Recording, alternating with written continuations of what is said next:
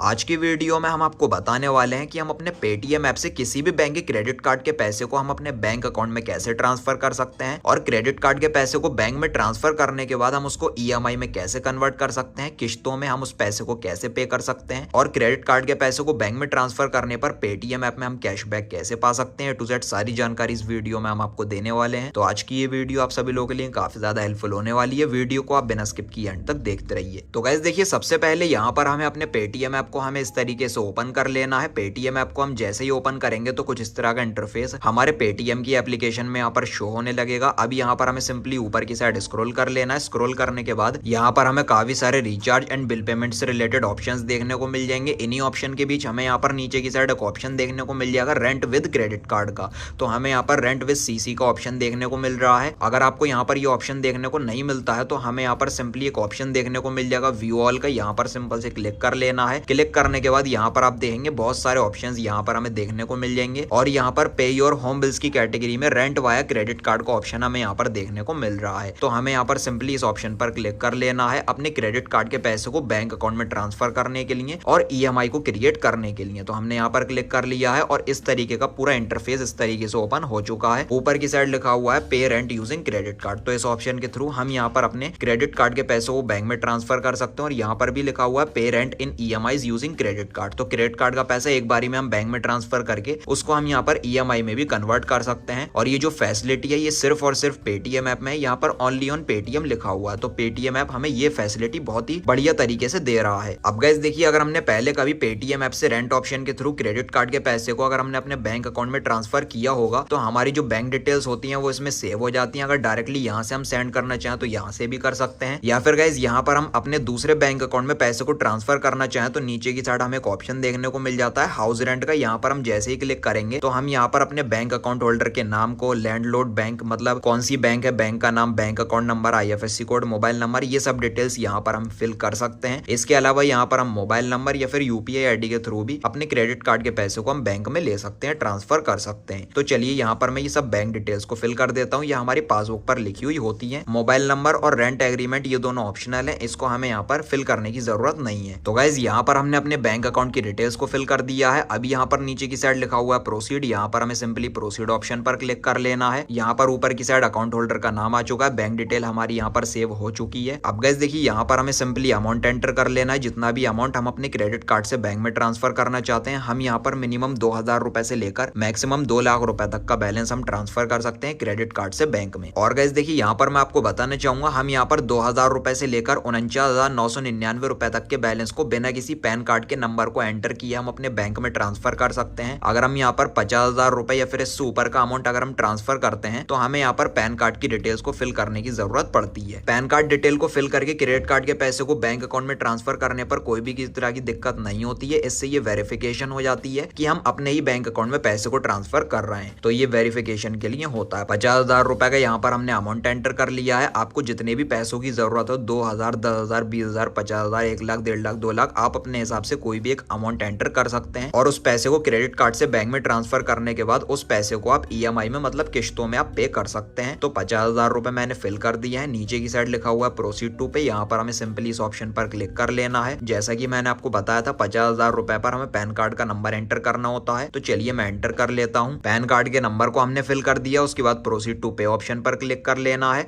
उसके बाद फिर से हम प्रोसीड टू पे ऑप्शन पर इस तरीके से क्लिक कर लेंगे। क्लिक करने के बाद यहाँ पर पेमेंट मेथड इस तरीके से हमें देखने को मिल जाएगा। यहाँ पर हमारे पेटीएम के अकाउंट में जितने भी सेव क्रेडिट कार्ड होंगे वो यहाँ पर हमें देखने को मिल जाएंगे और इसके अलावा हम नए क्रेडिट कार्ड की डिटेल्स को फिल कर सकते हैं और ईएमआई भी हम यहाँ पर बनवा सकते हैं। लाइव प्रूफ के साथ मैं आपको दिखाने वाला हूँ इस वीडियो में। यहाँ पर आप जैसे कि देख सकते हो, अगर हम डायरेक्टली बिना किसी ईएमआई के क्रेडिट कार्ड के 50,000 रुपए को अगर हम अपने बैंक अकाउंट में ट्रांसफर करते हैं तो यहाँ पर जो कन्वीनियंस फीस लग रही है वो लग रही है यहाँ पर 950 रुपए की, 950 रुपए की। यहाँ पर पेटीएम ऐप में जो कन्वीनियंस फीस है वो 1.9% की लगती है। उसके बाद जैसे ही हम 50,000 रुपए का बैलेंस बैंक में ट्रांसफर कर लेंगे तो अपने क्रेडिट कार्ड की ड्यू डेट पर हमें फुल अमाउंट पे करना होगा, जितना भी हमने यूज किया या फिर ट्रांसफर किया है। लेकिन गाइस देखिए, क्रेडिट कार्ड के पैसे को बैंक अकाउंट में ट्रांसफर करने पर हम ईएमआई बनवाना चाहते हैं, किस्तों में हम उसका पैसा पे करना चाहते हैं, तो उसके लिए यहाँ पर हमें नीचे की साइड एक ऑप्शन देखने को मिल जाएगा ईएमआई का। सिंपली हमें यहाँ पर ईएमआई वाले ऑप्शन पर क्लिक कर लेना है। ईएमआई वाले ऑप्शन पर हम जैसे ही क्लिक करेंगे तो हमारे सेव अगर क्रेडिट कार्ड होंगे वो भी यहाँ पर हमें देखने को मिल जाएंगे और यहाँ पर अलग अलग बैंकों के क्रेडिट कार्ड की डिटेल को फिल करके हम यहाँ पर EMI बनवा सकते हैं और अपने क्रेडिट कार्ड के पैसों को बैंक अकाउंट में भी हम ट्रांसफर कर सकते हैं। यहाँ पर मेरे पास काफी सारे बैंकों के अलग अलग क्रेडिट कार्ड हैं, तो जिसके भी क्रेडिट कार्ड के पैसों को मैं बैंक में ट्रांसफर करके EMI बनवाना चाहता हूँ,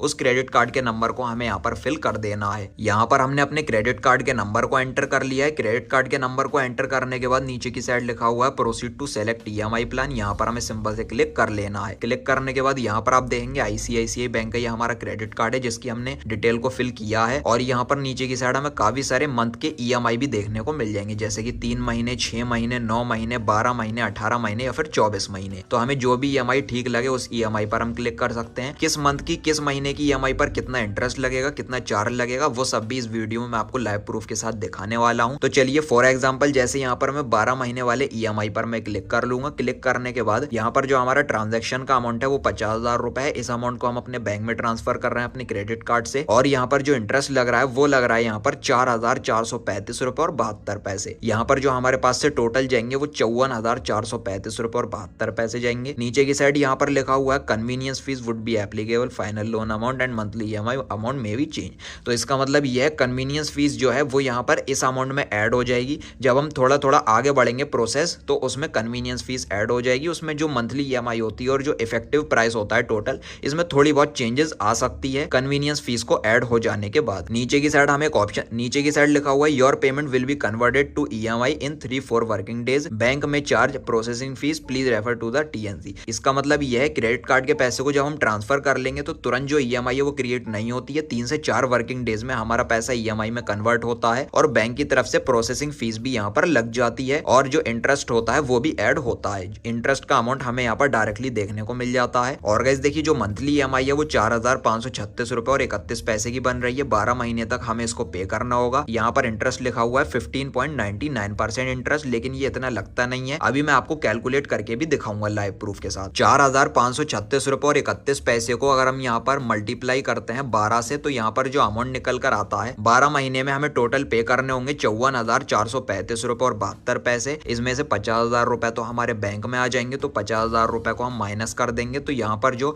इंटरेस्ट लग रहा है वो लग रहा है यहाँ पर 4,435 रुपए और 72 पैसे। इसका मतलब गाइज यहाँ पर जो इंटरेस्ट है वो लग रहा है यहाँ पर 8.87% का। 4,435 रुपए का इंटरेस्ट यहाँ पर कैलकुलेट करके निकल कर आता है और यहाँ पर भी हमें 4,435 रुपए ही देखने को मिल रहा है। 12 महीने से ज्यादा की अगर हम EMI बनवाना चाहते हैं 18 महीने या फिर 24 महीने तो सिंपली हमें यहाँ पर क्लिक कर लेना होगा और उस हिसाब से हमें यहाँ पर मंथली EMI और प्राइस डिटेल हमें देखने को मिल जाएंगी। मंथली EMI जो है वो 2,447 रुपए 92 पैसे है, तो 2,447 इसको हम यहाँ पर मल्टीप्लाई कर लेते हैं 24 महीनों से तो हमारे पास से जाएंगे 24 महीनों में 58,750 रुपए। तो हम यहाँ पर इसमें से माइनस कर देते हैं 50,000 रुपए जो कि हमारे बैंक में आ जाएंगे। तो यहाँ पर अमाउंट जो निकल कर आ रहा है वो आ रहा है यहाँ पर 8,750 रुपए। 50,000 रुपए पर जो इंटरेस्ट है वो लग रहा है यहाँ पर एनुअली 8.85% का। यहाँ पर ये 1 साल का इंटरेस्ट निकल कर आया है। EMI हम बनवा रहे हैं 24 महीने मतलब 2 साल की, तो 2 से हम यहाँ पर इसको मल्टीप्लाई कर लेंगे।